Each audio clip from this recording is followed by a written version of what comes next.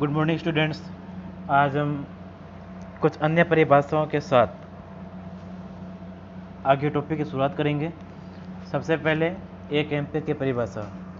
एक एम्पीयर की परिभाषा अगर हमने विद्युत धारा की परिभाषा पढ़ी है और हमें इसका सूत्र याद है तो एक एम्पीयर की परिभाषा भी बहुत सरल है। अब एक एम्पीयर की परिभाषा से देखो क्या है, आई बराबर क्या होता है, क्यू बटा टी। जैसा कि हमने विद्युत में पढ़ा था विद्युत धारा के सूत्र में कि आई बराबर क्या होता है, क्यू बटा टी, जहाँ क्यू बराबर हमारे पास में क्या है, 1 कूलम। क्यू बराबर मेरे पास में क्या है, 1 कूलम। टी बराबर मेरे पास में क्या है, 1 सेकेंड। अब ये मान आई बराबर क्यू बटा टी के इस सूत्र में रखना है। तो जैसे मैं ये मान आई बराबर क्यू बटा टी में रखता हूँ तो मेरे पास में क्या आता है, आई बराबर 1/1, मतलब आई बराबर क्या आ जाएगा, 1। और हम जानते हैं कि विद्युत धारा का सूत्र क्या होता है, आई बराबर क्यू बटा टी, मान क्या है हमारे पास 1, इसका मात्रक क्या होता है, एम्पियर। इसका मात्रक मेरे पास में क्या होता है, एम्पियर। तो आई बराबर मेरे पास में क्या आ गया, 1 एम्पियर। ये चीज़ समझ में आ गई होगी, आई बराबर मेरे पास में क्या आ गया, 1 एम्पियर। अब परिभाषा क्या कहती है, इस चीज़ को समझो। किसी विद्युत परिपथ के किसी बिंदु से, किसी विद्युत परिपथ के किसी बिंदु से 1 कूलम आवेश गुजरा जाए, 1 कूलम आवेश गुजरा जाए तो विद्युत परिपथ में प्रवाहित धारा, विद्युत परिपथ में प्रवाहित धारा क्या कहलाती है, 1 एम्पीयर कहलाती है। क्या कहलाएगी, 1 एम्पीयर। विद्युत परिपथ में प्रवाहित धारा 1 एम्पीयर कहलाती है। ध्यान रखना, किसी विद्युत परिपथ के किसी बिंदु से 1 सेकंड में 1 कूलम आवेश गुजारा जाए तो विद्युत परिपथ में धारा क्या कहलाएगी, तुम्हारे 1 एम्पीयर कहलाएगी। ये सबको समझ में आ गया होगा। ये तुम्हारे हो गई 1 एम्पीयर की परिभाषा। अब 1 ओम की परिभाषा समझते हैं। 1 ओम की परिभाषा, जैसा कि हम ओम के नियम से हम जानते हैं कि भाई उसमें क्या हमने पढ़ा था, जो V होता है वो समानुपाती किसके होता है, I के। मतलब जो विभवांतर होता है, विभवांतर के समानुपाती होता है धारा के। तो V बराबर हमारे पास में क्या आया था, IR। अब R जो हमारे पास में था, R हमारे पास में क्या था, प्रतिरोध। और प्रतिरोध का मात्रक हम जानते हैं क्या होता है, ओम। तो यहाँ से R बराबर सूत्र में क्या आ जाएगा, R बराबर V बटा I। R बराबर मेरे पास में क्या आएगा, V बटा I। अब हमें R जैसा कि हम जानते हैं कि इसका जो मात्रक होता है वो क्या होता है, ओम। इसका जो मात्रक होता है क्या होता है, ओम। V का मात्रक हमें पता है क्या होता है, वोल्ट। और जैसा कि I विद्युत धारा, अभी हमने पढ़ा, इसका मात्रक क्या होता है, एम्पियर। क्या मात्रक होता है, एम्पियर। अब हम 1 ओम की परिभाषा को समझेंगे। तो 1 ओम की परिभाषा क्या होती है, इसको हम समझते हैं।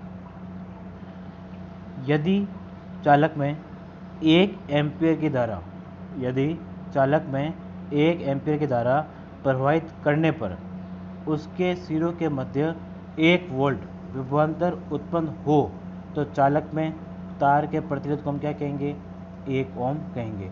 वापस समझना, यदि चालक में 1 एम्पीयर की धारा प्रवाहित करने पर उसके सिरों के मध्य 1 वोल्ट विभवांतर उत्पन्न हो तो चालक में तार के प्रतिरोध को हम क्या कहेंगे, 1 ओम कहते हैं। अब प्रतिरोध, तो ये तो हमने पढ़ी अभी 1 एम्पीयर की परिभाषा और उसके साथ हमने पढ़ा 1 ओम की परिभाषा। अब हम पढ़ते हैं प्रतिरोध। प्रतिरोध किसे कहते हैं, प्रतिरोध क्या होता है, ध्यान से समझना, बहुत इंपॉर्टेंट टॉपिक भी है। प्रतिरोध की परिभाषा क्या कहती है कि चालकों में आवेशों के प्रवाह में उत्पन्न बाधा क्या कहलाती है, प्रतिरोध। चालकों में आवेशों के प्रवाह में जो उत्पन्न बाधा होगी क्या कहलाएगी, प्रतिरोध। प्रतिरोध को समझने के लिए हम, अगर आपको याद हो तो क्लास 9th में हमने नील्स बोहर का एक मॉडल पढ़ा था। उसमें उसने बताया था कि भी बीच में क्या होता है, नाभिक, इसके चारों ओर क्या होते हैं, कोष होते हैं। कोष में क्या होते हैं, इलेक्ट्रॉन पाए जाते हैं। क्या पाए जाते हैं, इलेक्ट्रॉन। और हम जानते हैं कि नाभिक से जैसे जैसे कोष की दूरी बढ़ेगी, जैसे जैसे कोष की दूरी बढ़ेगी वैसे वैसे नाभिक पर इलेक्ट्रॉनों का जो लगने वाला बल होगा वो क्या होगा, बहुत ही कम होगा। अब ये इलेक्ट्रॉन, यानी कि किसी भी परमाणु का जो बाह्यतम कोष में, बाह्यतम कोष जैसे ये बाह्यतम कोष में जितने भी इलेक्ट्रॉन हैं जब इस पर इसका इलेक्ट्रॉनों का आकर्षण बल न्यून हो जाए। जैसे इलेक्ट्रॉनों का आकर्षण बल न्यून होगा तो ये इलेक्ट्रॉन क्या करेंगे, मुक्त अवस्था में आ जाएंगे। किस अवस्था में आ जाएंगे, मुक्त अवस्था में आ जाएंगे। और मुक्त अवस्था में आने पर ये क्या करेंगे, बिना किसी बल के कारण एक जगह से दूसरी जगह गति करेंगे, जिससे जैसे ये गति करना प्रारंभ करेंगे तो अन्य इलेक्ट्रॉनों पर ये क्या करेंगे, बाधा डालेंगे। उसी प्रकार प्रतिरोध में भी क्या होता है कि जो चालकों में आवेश होते हैं वो भी क्या करते हैं, उसके प्रवाह में बाधा उत्पन्न करते हैं। अब प्रतिरोध जो समानुपाती नहीं होता किसके, चालकता के, तो हम कह सकते हैं प्रतिरोध क्या हो गया, व्युत्क्रमानुपाती किसके, चालकता के। इसका मतलब ये हुआ कि अगर प्रतिरोध का मान बढ़ेगा, अगर प्रतिरोध का मान बढ़ेगा तो चालकता का मान घटेगा। यदि चालकता का मान घटेगा तो प्रतिरोध का मान क्या होगा, बढ़ेगा। और चालकता का मान अगर बढ़ेगा तो प्रतिरोध का मान भी क्या होगा, घटेगा। मतलब हम कह सकते हैं कि जो प्रतिरोध है वो चालकता के व्युत्क्रमानुपाती होता है। ये चीज़ ध्यान रखना, बहुत इंपॉर्टेंट है, ये आगे हमारे बहुत काम आएगी। प्रतिरोध का मान बढ़ने पर चालकता का मान घटता है और चालकता का मान बढ़ने पर प्रतिरोध का मान घटता है। तो यहाँ लिख दिया है मैंने कि प्रतिरोध चालकता के व्युत्क्रमानुपाती होती है, इसलिए प्रतिरोध का उच्च मान होने पर चालकता का मान कैसा होगा, कम होता है। ये एक चित्र बना रखा है जिसमें हमने बता रखा है कि ये परमाणु है और जो डॉट एकदम जो गहरे हैं उसे हम क्या कहेंगे, इलेक्ट्रॉन कहेंगे। किस प्रकार धारा प्रवाहित हो रही है और ये उसमें किस प्रकार उनके आवेशों में जो बाधा उत्पन्न हो रही है वो हमने इस चित्र के माध्यम से समझा। अब हम पढ़ेंगे कि प्रतिरोध की निर्भरता, प्रतिरोध किन किन कारकों पर निर्भर करती है, प्रतिरोध किन किन कारकों पर निर्भर करती है पूछा जाता है, बहुत इंपॉर्टेंट भी है। प्रतिरोध जो है सबसे पहले निर्भर करता है किसके ऊपर, लंबाई पर। लंबाई कैसे, जैसे जैसे चालक तार का मान हम बढ़ाएंगे, यानी कि चालक तार की लंबाई बढ़ाएंगे, चालक तार की लंबाई बढ़ने पर प्रतिरोध का मान भी क्या होता है, बढ़ता जाता है। हम कह सकते हैं कि जो प्रतिरोध है वो लंबाई की क्या होता है, समानुपाती होता है। ये उसका एक ग्राफ है, ग्राफ ध्यान रखना बहुत इंपॉर्टेंट है, परीक्षा में पूछा जाता है। सवाल इस प्रकार आएगा कि प्रतिरोध और लंबाई को ग्राफ के माध्यम समझाइए, या हम किस प्रकार कह सकते हैं कि प्रतिरोध लंबाई पर निर्भर करती है। तो हम ग्राफ के माध्यम समझा सकते हैं कि इसमें बता रखा है जैसे जैसे चालक तार की लंबाई बढ़ती जा रही है वैसे वैसे प्रतिरोध का मान भी क्या हो रहा है, बढ़ता जा रहा है। वैसे वैसे क्या हो रहा है, प्रतिरोध का मान भी बढ़ता जा रहा है, ये ध्यान रखना। दूसरा, अनुप्रस्थ काट का क्षेत्रफल।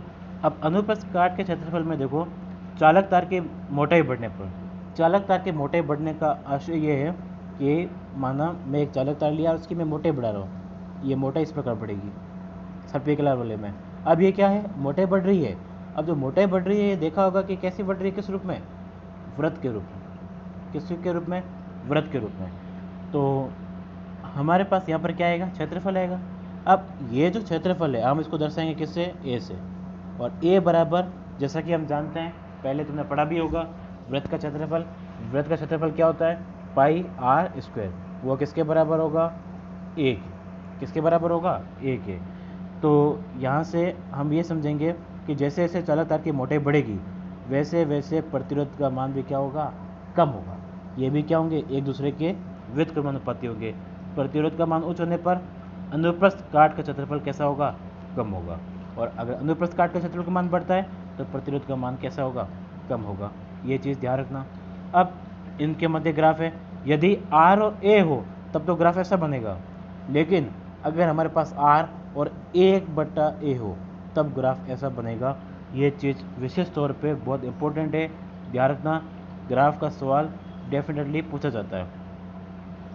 तो अब हम पढ़ेंगे कि भाई हमारे पास दो समीकरण बने, एक तो बना आर समानुपाती एल, दूसरा मेरे पास समीकरण क्या बना, आर व्युत्क्रमानुपाती 1/a, 1/a हमारे पास समीकरण बना। अब समीकरण 1 व 2 की मैंने क्या की, तुलना की। तुलना की तो मेरे पास में क्या आया, आर समानुपाती L/a।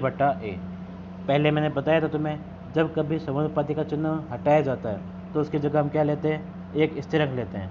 अब स्थिरांक हमने क्या लिया के, और यहाँ पर क्या आ गया बराबर में, जहाँ आर मेरे पास में क्या है प्रतिरोध, और प्रतिरोध का मात्रक क्या होता है ओम, प्रतिरोध का मात्रक क्या होता है ओम।